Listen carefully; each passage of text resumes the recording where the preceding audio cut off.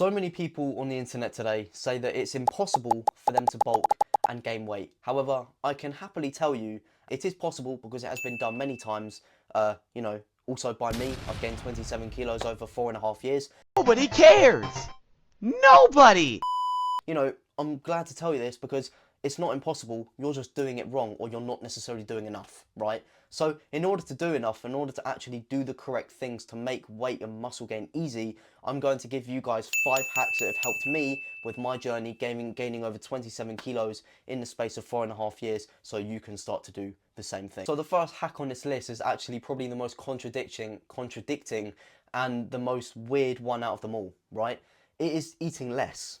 Right? Eating less is the absolute key. So many people say it's about eating more food, but I say it's about eating less. The reason why I say it's about eating less is because in a calorie surplus and when we have to bulk and gain muscle, that requires us to eat lots of food, right? So what better to try and keep it as minimal as possible, right? So we want to do the least we possibly can in order to get maximal output. So in other words, we basically want to eat in a calorie surplus by eating as little food as possible, right? So not necessarily trying to put more food on your plate, but trying to put less food on your plate and still get the best outcome. Like, they miss this way of perceiving bulking, and it genuinely changes so much for so many people. Why on earth would you try and eat more food and make it harder for yourself? Because if you adopt this mindset of eating less is the key, then because you're eating less, that will give you room to eat even more. So it's going to be easier to eat in a calorie surplus. So for example, someone eating 6 egg whites compared to someone who's eating 6 eggs is going to struggle a lot more than a person eating 6 eggs, because the volume of the eggs is going to be very, very similar. However, the discrepancy and the difference in the calories is going to be absolutely bonkers, right? Because in one egg, there's 72 calories, and in one egg white, there's like 20 calories, right? So if 72 times 6, what's that? That is 432, I think. I'm maybe wrong. And 20 times 6, that's 80. Not far off a 400 calorie difference, and that's similar volume, right? So we want to think about keeping the portion sizes as minimal as possible and maximizing the density of the meals. Tip number 2 is to actually have a plan with your diet and stop eating and snacking at random times throughout the day. Yes, you may think having a 200 calorie protein bar or a nut bar or whatever will be beneficial because you're giving yourself more calories. However, that's going to completely mess up the rhythm of your appetite, right? This is why so many people's appetites suck. They don't have a plan, they go with the flow, and they try to eat as much food at random times throughout the day. And this is not the way to go, because if we actually have a plan and if we actually stop snacking and we eat at similar times every day, then we are being more predictable with our behavior and our habits, right? And this is going to allow us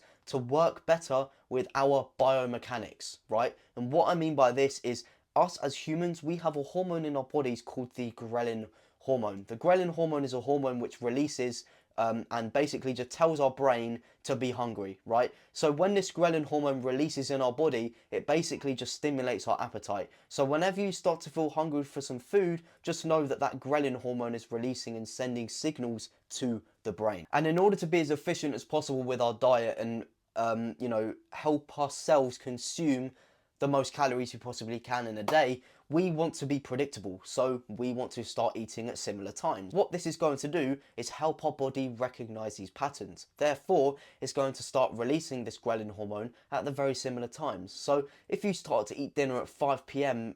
for the first week, it's going to be a little bit tough for the first week because your body's not necessarily used to the patterns yet. However, over time, in the second week, for example, at 4:30, if you eat dinner at 5 p.m. every day, you're going to start to feel hungry, right? And that is the beauty of being predictable and having a structure. So what I would highly recommend for you right now is looking at your daily planner, what you do every day usually, just identify the non-negotiables and then just fill the gaps with the meals, right? If you wake up at 7 and you leave the house at 8, have breakfast at 7:30. If you're at work from 9 to 5 and you have a break from 2 to 3, have your lunch or meal, have fit food in between then, right? Whatever you can, by all means, just pluck the gaps in your day and fill them with meals, right? Or just the amount of meals necessary in order to achieve your calorie goal, okay? I'm currently editing this video and I don't know if you can see, but my sock just looks absolutely disgusting in that little bit. So I'm gonna have to refill.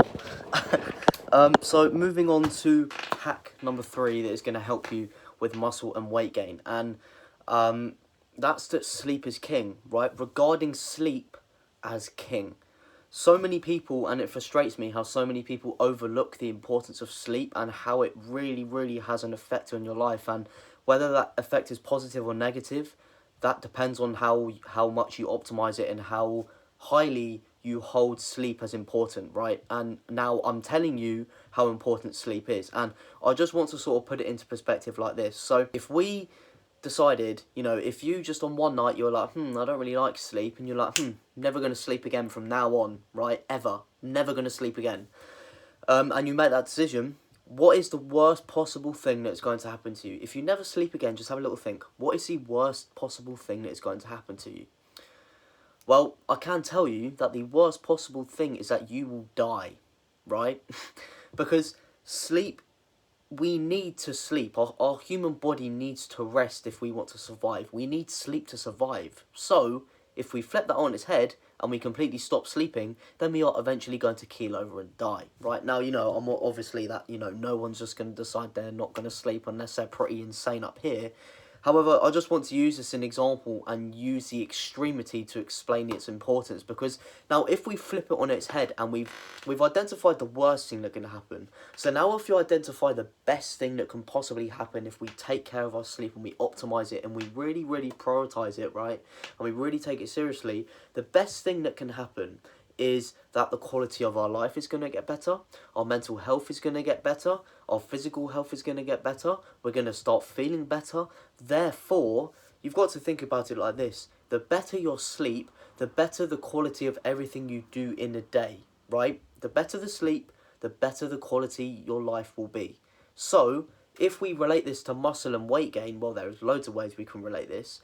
Not only does sleep help us, increase the rate of our recovery, it improves our digestive system, so it's going to get easier to shove calories down you every day and hit your calorie goal. It's going to keep your hormone levels balanced and your hormones firing at a good rate, which is obviously going to indirectly help you with recovery, and it's going to help give you that oomph and that motivation and that drive to push yourself in the gym. Because, you know, if us men have low levels of testosterone, then we're not necessarily going to feel that drive, and we need that to push hard, right? So sleep is super, super important. So there are a couple of things I'll recommend, to start optimizing your sleep. So the first one is, the amount of time. So you ideally want to be aiming for around 7 to 9 hours a night, right? And in order to do that consistently, you need to start going to sleep at the same time, right? And this is because we need to optimize something called our circadian rhythm, right? So we need to get our circadian rhythm consistent. And if you don't necessarily know what this is, it's basically just our body clock, right? So, you know when you, for example, fly to a different country on the other side of the world. So I'm currently residing in England, if you couldn't tell by my classic British accent, right?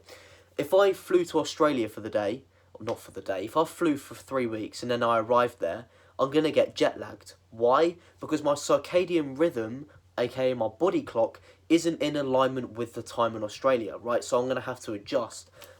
So, you've got to regulate your circadian rhythm if you actually want to sleep well. Because if you just go to sleep at random times throughout the day, it's like you're traveling to different countries every day and you're trying to operate in different time zones. You're not going to feel good. You're not going to operate with the day and with the time in that country. Or in other words, you're just not really going to sleep well, in general in your own bed every day. So making sure you pick a select half an hour period in a day where you want to wind down, get into your bed, and then go to bed is absolutely key. The next thing is, obviously, as I just said, have that half an hour, and then before that, just have a little bit of time to wind down, right? Whatever you want to do, whether it's watch TV, I like to watch TV or read a book or journal or even pop a meditation from time to time. I usually do that in the morning, but sometimes I like to do it at night. But those little things can really, really help. There is obviously lots more that you can do to optimize your sleep, and there's probably lots more that I don't necessarily know.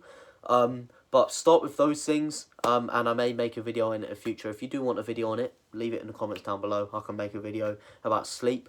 But yeah, moving on to tip number 4. Okay, so the penultimate hack of this video, which is going to help make weight gain easy, is to do with the amount of calories you are currently eating at the moment. Okay, so many people go online to these calorie calculators and they get their calories from the calculator, and don't get me wrong, It's a great starting point. However, one thing that a lot of people don't realize is that these calorie calculators apply to the mass, not the individual, right? And what I mean by this is it doesn't necessarily take into consideration individual differences, such as genetic makeup, metabolism, which basically affects how many calories one needs in order to gain weight and gain muscle.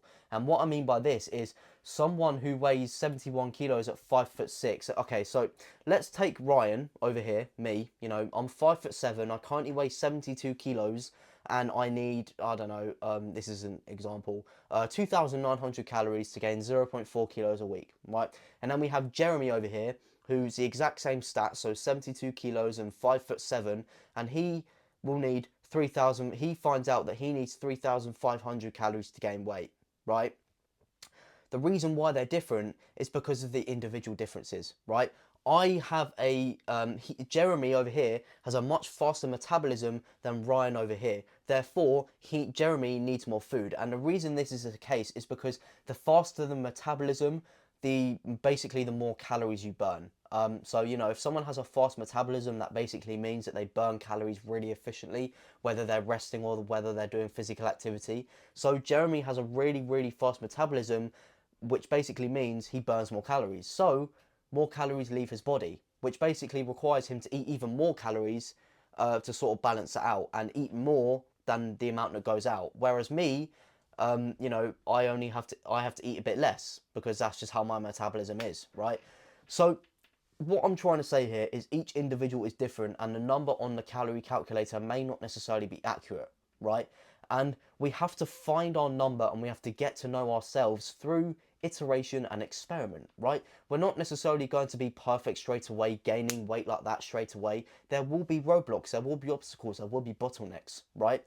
And there probably will be some at the beginning, if I'm being honest with you, right? But this is all part of the process. Bodybuilding and building muscle is all about understanding you, the individual. The better you understand you and your body and how you work, the more muscle you're going to grow. And it's that simple. But in order to get this understanding off to a flying start, right, we want to be a bit pessimistic with the amount of calories we eat. Because we are different individually, Jeremy, even though it says he has to eat 2,900 calories on a calorie calculator, he eventually found out he needed 3,500, right? So in order to start this experimenting process off with a bang, right, I want you to go on the calorie calculator. That's going to be the top link in the description. I want you to fill out all of your details, and then I want you to look at the number where it says weight gain 0.5 kilos a week, right? And then once you've got that number, I want you to add 200 to 250 calories to that number, and that is now your calorie surplus goal, right? And a really good rate of weight gain would be around 0.4 to 0.5 kilos a week. And if you find that you're gaining too fast on those calories after adding the 200 extra, then drop it down to what it says on the calorie calculator. Or if you're not even gaining, then you want to increase it even more, right? Or if you're gaining at a perfect rate, keep it like that until you see the weight gain slow down, right? This is how it's done.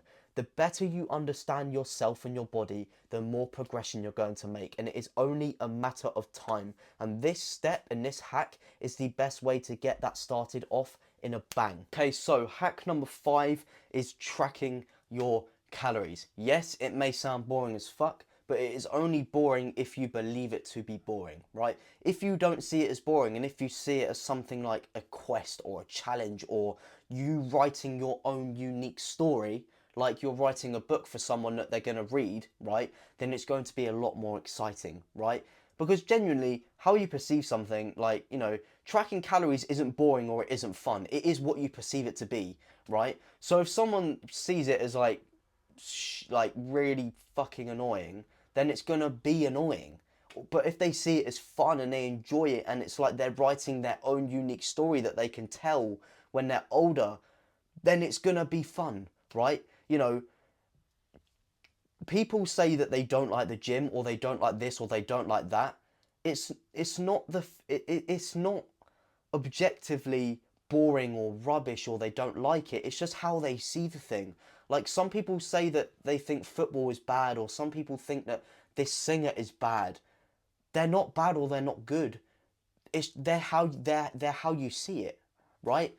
And if you see tracking calories as, you know, like you're writing your own unique story that you can sit down in 10 years and make a YouTube video on, and then you can help other people do the same thing, then you're gonna have a lot more meaning behind it, right? And enough of the mindset stuff. Tracking calories is a really important hack because it allows us to get one thing: feedback, right? And the more feedback we can gather, the more progress we can make. Why? Because along our journey, we are inevitably going to stumble upon some hurdles, some obstacles, some fences we need to climb over that will stall our progress from time to time, as I said earlier. And the way we get over these plateaus and these little blips in our progress is through feedback, right? For example, if we didn't gain weight for 2 weeks and we tracked our calories and we saw that, oh, I wasn't really consistent with my calories. One day I ate 1,500 and the other day I ate 2,800, and then the other days I stuck to my goal, then you can see that you didn't gain weight because you weren't consistent enough. Or on the flip side, you were consistent, but as a matter of fact, as I just said earlier with the iteration and experiment, you found out that that calorie goal wasn't enough. So you would respond to that feedback by increasing the calories, right? So making sure you track your calories every day is super important so you can gather feedback and do the right thing, which is going to help you progress.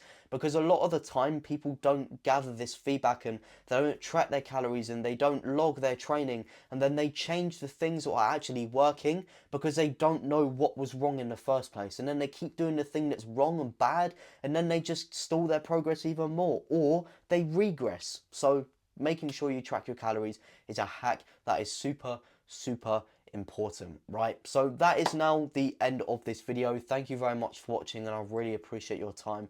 If you did enjoy this video, then make sure to leave a like, drop a comment down below. I'll be really interested to hear your thoughts, and make sure to also, if you want to stay around, maybe drop a little cheeky subscription. I upload every Tuesday, Thursday, Sunday, and it would absolutely be a privilege for me to be the guiding light in your bulking journey if you're not necessarily sure on a few things. And I'm sure that all your questions will be answered on this YouTube channel. But if you do have any specific questions that you actually want to ask me or get on the call about, I have a free community that's going to be the top link in the description. There's a lot of cool stuff in there, as I said, a call, all of that jazz. I'd absolutely love to have you and join the alliance. But without further ado, thank you very much. I will see you next time.